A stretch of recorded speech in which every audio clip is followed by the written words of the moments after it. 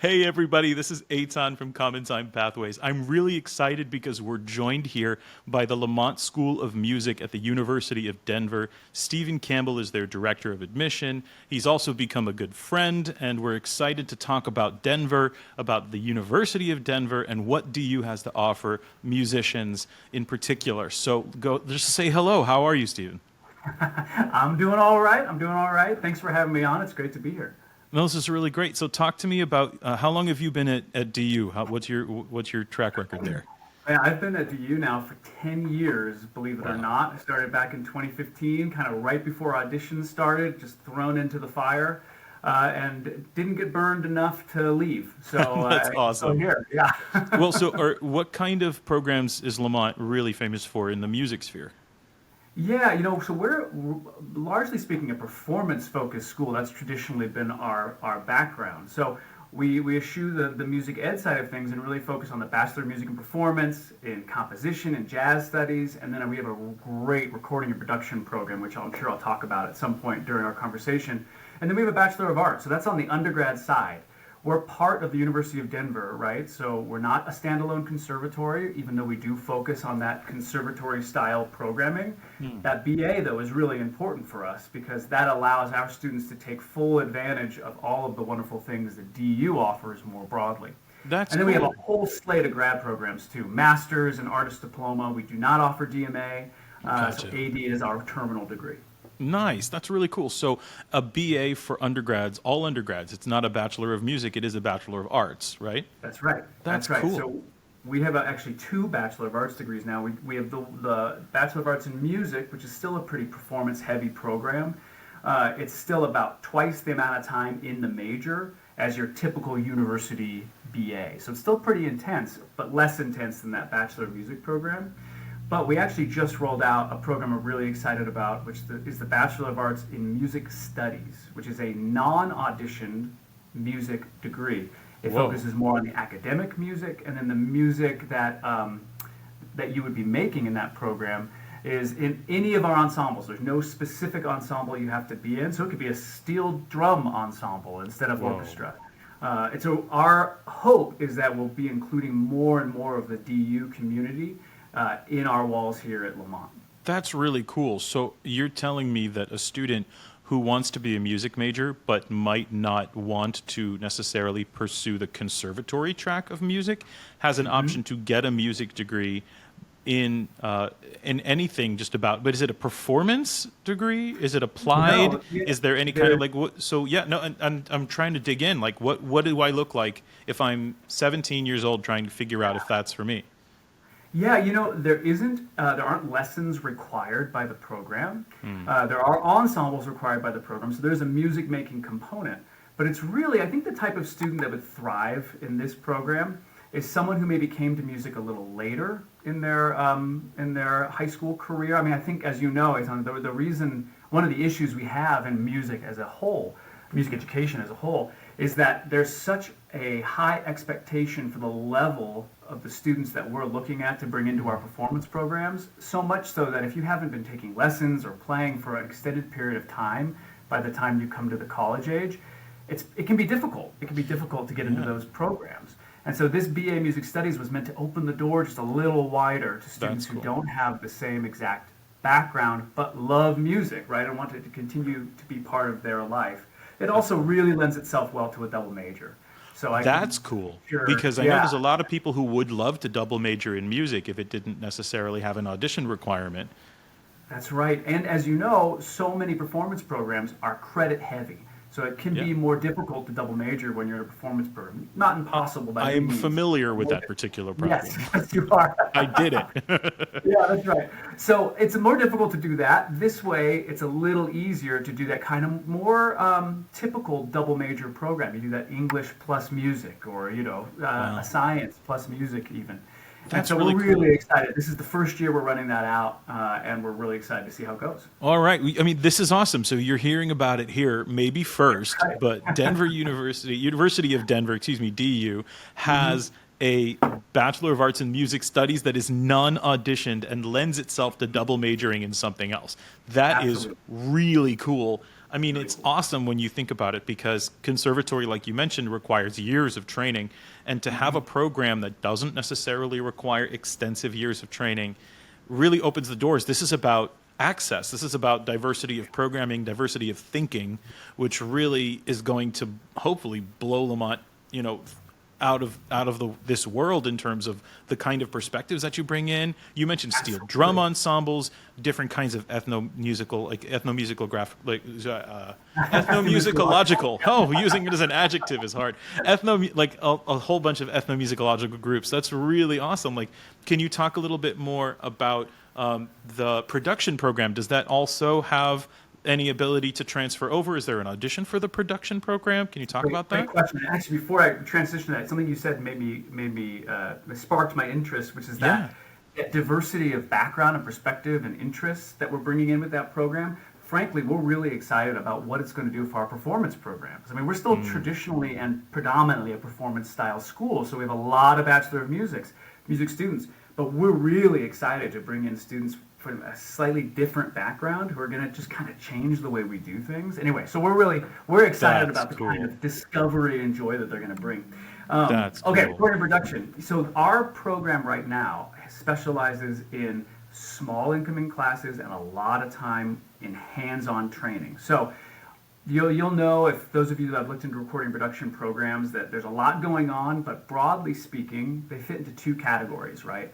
One is the more engineering, business-focused recording and production program. It doesn't require audition typically, not a lot of performance included in that. Awesome programs, that's one category. And then the other category is a production program that thinks it's really important to know what it's like on both sides of the mic and have that musical language as you do the producing side of things. And so we are the latter program. And again, there are wonderful programs in both camps, but it's a helpful way as for some students that may be listening that are kind of navigating that process. That's a helpful categorization tool there. So ours is that latter program. It is a Bachelor of Music in Recording and Production. Oh, So not a still have, Bachelor of Arts? that's right, or not a Bachelor of Science, right? It's Bachelor of Music, so you still audition on an instrument, right? You're bringing in your background. You still have theory, you still have oral skills and musicology.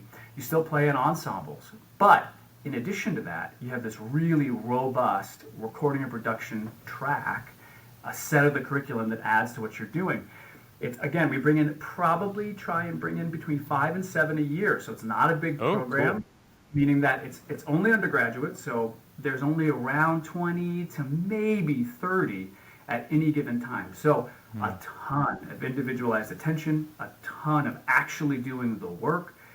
Lamont does over 300 performances a year, and these students are intimately involved with producing and recording those productions. So it's just like an endless amount of opportunity.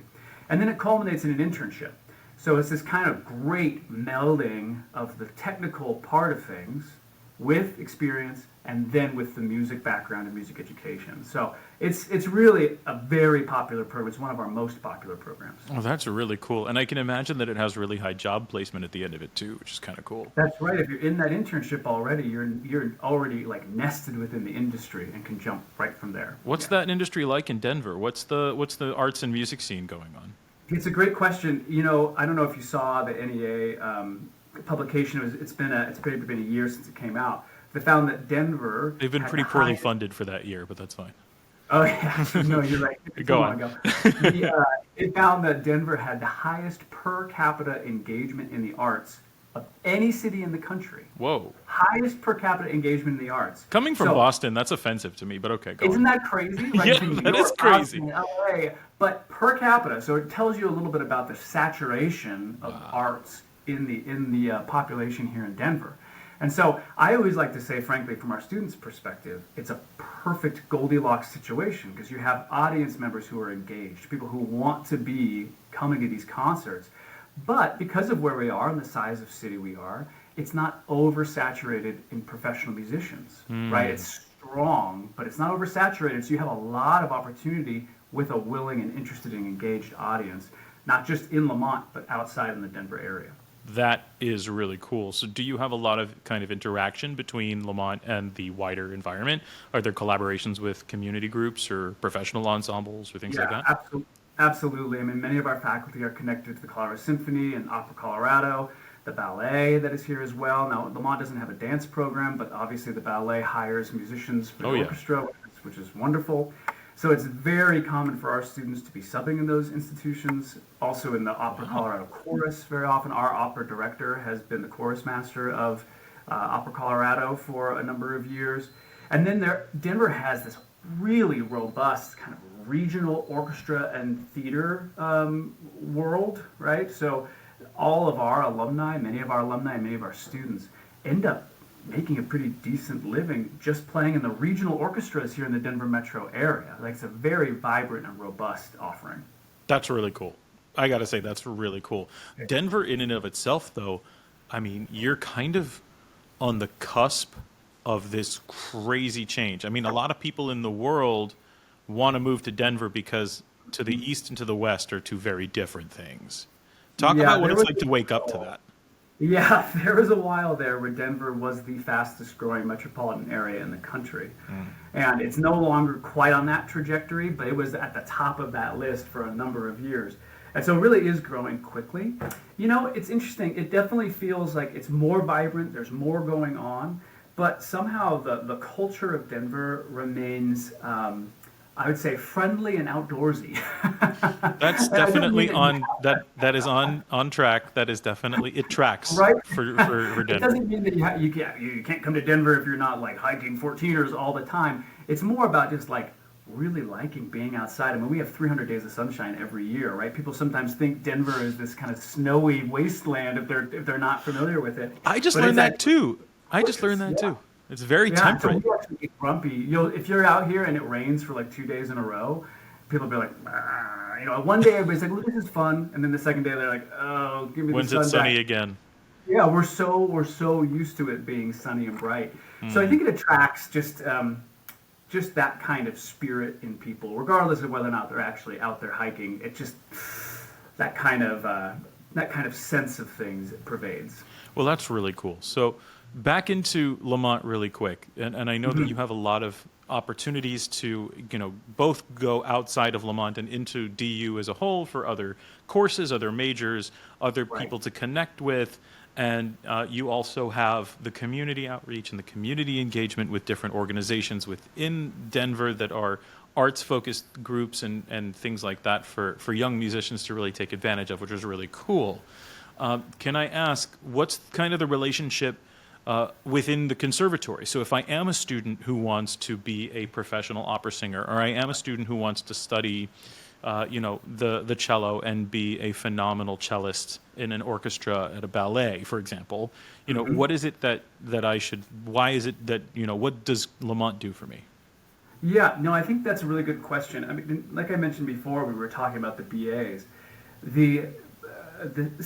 It still remains that our most popular programs here are our Bachelor of Music programs. So the typical Lamont student is probably more of the person you just described, at least as they come into DU. They're thinking, I love playing my instrument, I love singing, I love performing, this is where I found my family and my home, my community, I want to continue on this path, right? And so I think there are a couple things that stand out about Lamont, but the two I'll mention are, we really try, I used the word Goldilocks before, it applies to us here at Lamont as well. We are the right size to do all of the things that you would expect from a music school. I mentioned the 300 performances a year. We have all the big ensembles you'd expect, a thriving chamber music group, a lot of ethnomusicological ensembles. Good job using that word on the first try.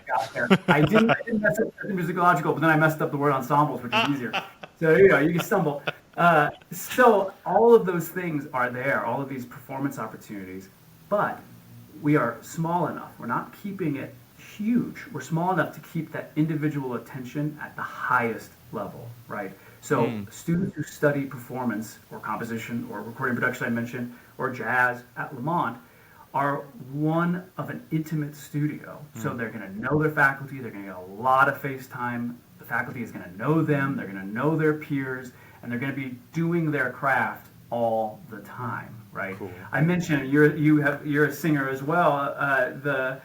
I think this is really important, particularly for undergrad singers, soprani and mezzo in particular, just because you and I both know there can be a lot of those singers coming through and they don't get any reps on That's true. stage because That's true. there are all these grad students, all those DMA students, all of those people, and not enough opportunities. As tenors, And you and I never really struggled. we never had to deal with that. Yeah. You're right. Yeah. It's a good nod, but for people who are less fortunate, Correct. no, for those folks who might not be getting performance opportunities to be able to get on stage and maybe get roles Wow, as that's undergrads and maybe even in the first 2 years of their time at DU, That's unheard it's of. a really big deal, right? Yeah, It's a no, really that's big unheard deal. of. Like when I went to undergrad, if you were a freshman or a sophomore in the voice program, you almost never got a role. Nope. That's really that speaks a lot about the size. Well, not necessarily just the size, but the intensity and the opportunity that the program offers. And That's right. Well, really and cool. really what it is to me, I was the same. I had the same experience in my undergrad, but I think really what it is to me is that it is enough individualized attention, a depth of relationship is there that faculty know who will really thrive in certain roles, and there isn't this artificial seniority element to it. So that if you're a second-year master's student, you're guaranteed. It has to be a good fit. You have to sing a good audition. And if that person ends up being a sophomore and not a second-year master's student, there's nothing keeping them from doing the role. That's awesome. That's Yeah. really cool. So this is great. Oh, that's the second thing. I said two. Sorry.